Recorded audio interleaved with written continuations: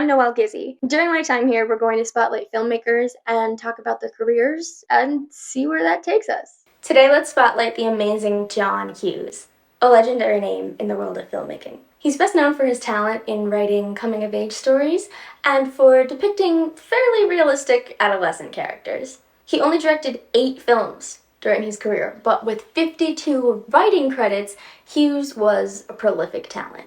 But let's focus for now on the 8 films he directed. See how many of these classics you've seen. 16 Candles.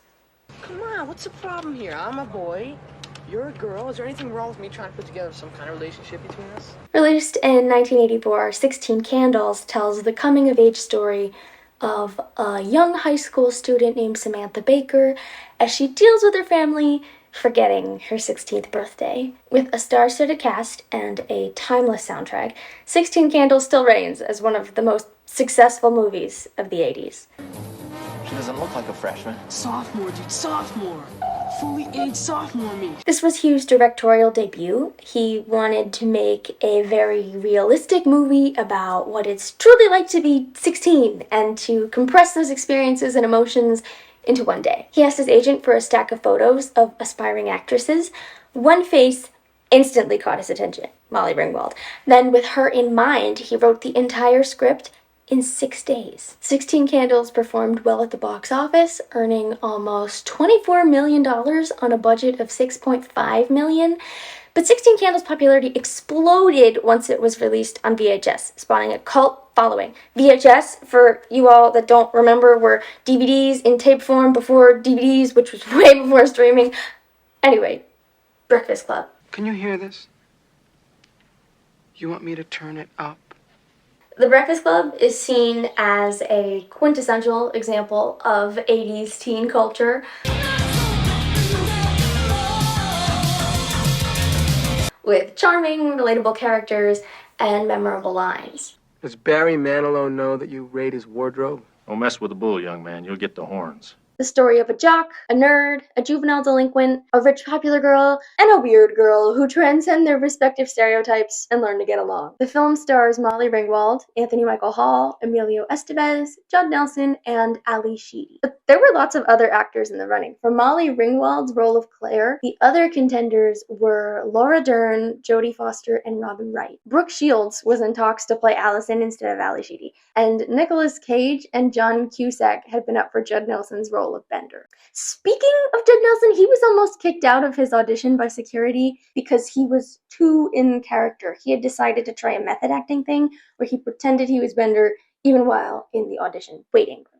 He teased people in the waiting room until the receptionist called security. That method acting carried on throughout filming, teasing Molly Ringwald to the point of upsetting director John Hughes. The cast had to talk Hughes out of firing Nelson mid-production. The thing that Hughes brought to his films is that he looked at the story with the lens of a teenager. Films of that genre always felt like they were written by adults looking into the world from a grown-up perspective. It was Hughes that looked at the world from the teenager perspective. It felt real, it felt immersive. That empathy and understanding helped make The Breakfast Club the classic it is today. Weird Science. By the way, why are we wearing bras on our heads? Ceremonial. He took that tested team formula and added sci-fi fantasy into the mix. Anthony Michael Hall and Elon Mitchell-Smith play 2 young losers who are good with computers but hopeless with girls, until they figure out how to use a computer program to create their ideal woman. Thanks to movie magic, it works, leading to the creation of living dream girl Lisa, played by Kelly LeBrock. Weird Science is, in a way, a comic book movie. The film's title came directly from the 50s comic book of the same name. Weird Science was a publication of EC Comics, the publishing house best remembered for their horror titles, including Tales from the Crypt and The Vault of Horror. Weird Science was noted for its dark comedy and self-awareness. You're gonna love this one. Are they alright? They're fine. In fact, they're better than fine. They're not aging anymore. See? Anthony Michael Hall was also in The Breakfast Club, but his breakthrough role was in 1983's National Lampoon's Vacation, in which Hall played the original Rusty Griswold. But when the sequel, National Lampoon's European Vacation, was offered, he turned it down to work with Hughes again on Weird Science. Hollywood is a small world. John Hughes actually wrote National Lampoon's Vacation. He was working at a Chicago advertising agency when he began pestering the editors of the National Lampoon for writing assignments. During a catastrophic blizzard in 1979, a snowbound Hughes wrote a short story, Vacation 58, about a Detroit family taking an unfortunate trip to Disneyland. Hughes laid out a Rand McNally road atlas from the trunk of his car and figured out where the family could stop along the way. Warner Brothers purchased the rights to the story as soon as it was published, and Hughes was invited to write the script. The one obvious change was Disneyland became Wally World. However, because Hall pulled out of National Lampoon's European Vacation, it started a new tradition in the vacation movies. The children of Clark Griswold, played by Chevy Chase, and his wife, Ellen, played by Beverly D'Angelo, would be played by different actors in each installment.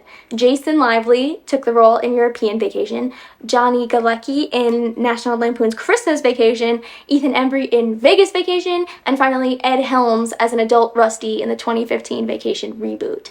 So, oddly, because of weird science, lots of actors got to be Rusty. Ferris Bueller's Day Off. Incredible. One of the worst performances of my career, and they never doubted it for a second. Ferris Bueller's Day Off took us inside the world of a high school student determined to have the best day ever. I said it before, and I'll say it again. Life moves pretty fast. You don't stop and look around once in a while, you could miss it. In the face of a looming mid-1980s writer's strike, John Hughes presented Paramount executive Ned Tanning with a one-sentence hit. I want to do this movie about a kid who takes a day off from school, and that's all I know so far. Hughes wrote the script in 6 days, with 1 day to spare. The result was Ferris Bueller's Day Off, another classic teen movie set in Hughes' favorite fictional town of Shermer, Illinois. It was released on June 11th, 1986. There was an age difference between the stars of the film. At the time of filming, Matthew Broderick was 23, Mia Sara, who played Sloane Peters, was 17, and Alan Ruck, that played Cameron Fry, was nearly 30. Ruck's agents convinced producers to let the older actor audition when they pointed out that Ruck and Broderick played two characters who were the same age while performing Biloxi Blues on Broadway. The two even shared a trailer on the set of Ferris Bueller. Broderick's trailer was much bigger than Ruck's, so Ruck just moved into the star's place. There was some love in the air on the set. Matthew Broderick and Jennifer Grey, who played Jeannie, Ferris' sister, got engaged just before the movie's release. Cindy Pickett and Lyman Ward, who played Ferris' parents, met on the set of the movie and eventually got married and had 2 children. Charlie Sheen had a small part and really got into character. He stayed awake for more than 2 days to achieve his drug addict police station look. So that's Ferris Bueller's Day Off. Planes, Trains, and Automobiles. $6 and my right nut says we're not landing in Chicago. Here's his first big foray away from writing about teenage angst. The 1987 comedy classic Planes, Trains, and Automobiles stars Steve Martin as Neil Page, a marketing executive who is desperate to get back home to Chicago to see his wife and kids for Thanksgiving. As a writer, he definitely followed the adage of write what you know. Hughes had a gift for translating his life experiences and bringing them to life on screen, so it's no surprise that Planes, Trains, and Automobiles is based on real events. Before he became a filmmaker, Hughes was working as a copywriter in Chicago. He had to make a presentation on a Wednesday in New York with plans to head back home on a 5 p.m. flight. But winter storms canceled his flight, forcing him to find a last-minute hotel in the city. He eventually found another flight, which was rerouted to Iowa and then diverted to Denver when Des Moines was also snowed in. Hughes was then routed to Phoenix before finally making it back home to Chicago on the following Monday. His travel misadventure helped inspire a film about unfortunate holiday travel. Hughes was so inspired, he wrote Planes, Trains, and Automobiles in just 3 days. And of course, Planes, Trains, and Automobiles became a cult classic for its slapstick storylines and witty dialogue. Where's your other hand? Between 2 pillows. Those aren't pillows. She's having my baby. Director John Hughes is a director whose career spans the world of teen comedy, romance, and the adult rom-com. But in 1988, he released a film that marked a transition from his largely teen-based stories to a film about accepting adulthood. She's Having a Baby follows young newlyweds Jake and Christy Briggs, played by Kevin Bacon and Elizabeth McGovern. It's a couple as they adjust to adulthood and, unexpectedly for Jake, prepare to become parents. I stopped taking the pill 3 months ago. A unique blend of comedy and drama that tackles the uncertainty of growing up and becoming an adult. Jake and Christy must learn to adjust to the idea of caring for another life and decide what matters most in life. Just Having a Baby is an honest reflection on adulthood, parenthood. It forces its audience to consider the responsibility that comes with growing up and what matters most in life. And it displays Hughes' growth as a filmmaker. Uncle Buck. Where do you live? In the city. Do you have a house? Apartment. Own or rent? Rent. What do you do for a living? Lots of things. Where's your office? I don't have one. How come? I don't need one. Where's your wife? Don't have one. How come? It's a long story. Do you have kids? No, I don't. How come? It's an even longer story. Are you my dad's brother? What's your record for consecutive questions asked? 38. Uncle Buck is a classic 1989 comedy starring John Candy. I'm your Uncle Buck. Do I have an uncle? Unfortunately. He plays a good-hearted yet irresponsible bachelor who is suddenly asked to look after his nieces and nephew. The children's parents are away on a business trip, and in the absence of any suitable alternative, Uncle Buck is reluctantly allowed to take on the task. You ever hear of a tune-up? You ever hear of a ritual killing?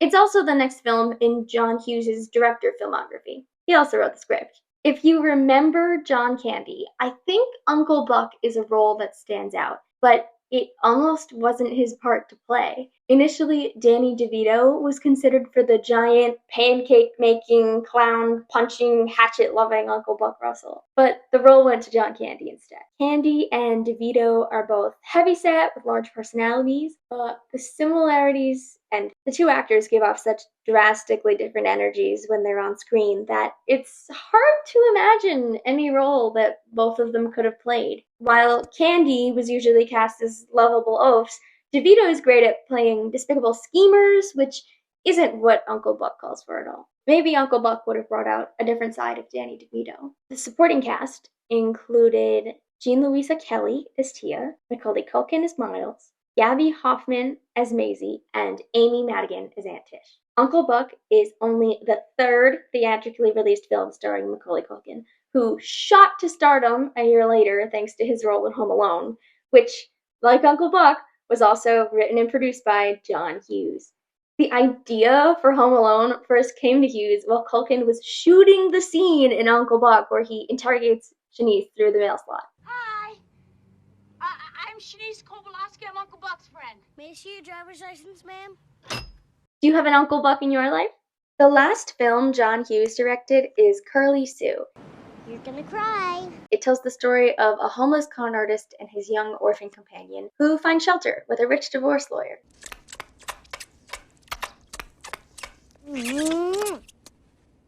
Starring Jim Belushi, Kelly Lynch, and Allison Porter. According to Kelly Lynch, Jim Belushi and John Hughes did not get along and argued constantly. Production was shut down for a while because Belushi refused to come to the set. Child actor Allison Porter was on multiple television shows before starring in Curly Sue, despite her young age. Pee-wee's Playhouse, Family Ties, Perfect Strangers, and The Golden Girls. On May 24th, 2016, Porter was crowned the season 10 winner of The Voice. She also helped make The Voice US history as the first artist to win the show with a female coach, giving Christina Aguilera her first win. Another interesting thing, Steve Carell from The Office and several other movies got his very first acting credit on Curly Sue. Non-smoking by the window, if you have. Tess here. Yes, here. Go and notify Albert that we have a situation. Although this was John Hughes' final directorial effort, it was not planned originally to be that way. Hughes had planned to direct 2 additional films with good friend and collaborator John Candy. After Candy's premature death in 1994, however, Hughes decided to quit directing altogether and focus on writing and producing. I'm not sure if classic movies getting adapted into television shows always work, but it's happened to a few of John Hughes' films. Vanessa Angel replaced Kelly LeBrock in the role of Lisa in the Weird Science TV show. She describes herself as a magic genie able to grant the boys wishes, though she does this out of choice rather than duty and is free to deny them any wish she does not want to grant. Once she grants a wish, she's unable to reverse it no matter how badly it turns out. Although she's physically manifested, she's apparently still a program running on Wyatt's computer, and she ceases to appear if the computer is switched off. The show aired on the USA Network from March 5th, 1994 to April 11th, 1997. Also made into a television show, Ferris Bueller was a short-lived sitcom based on the 1986 Ferris Bueller's Day Off. The show stars Charlie Schlauter in the title role.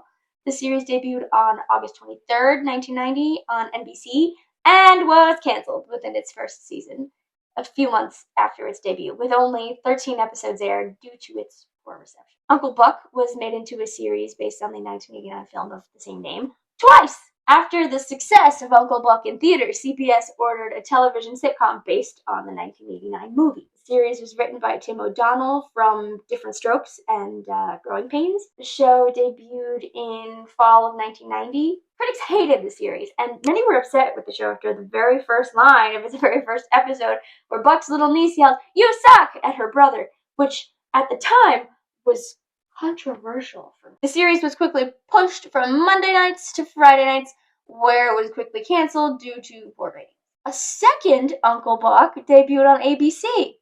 The show was picked up to series on May 8th, 2015, and aired from June 14th to July 5th, 2016. This version also generally received negative reviews from the critics. One review read, "Despite the efforts of a charming cast, Uncle Buck is a painfully predictable adaptation without enough laughs." Well, maybe 4 John Hughes adaptations without a hit means that you should leave the classics alone.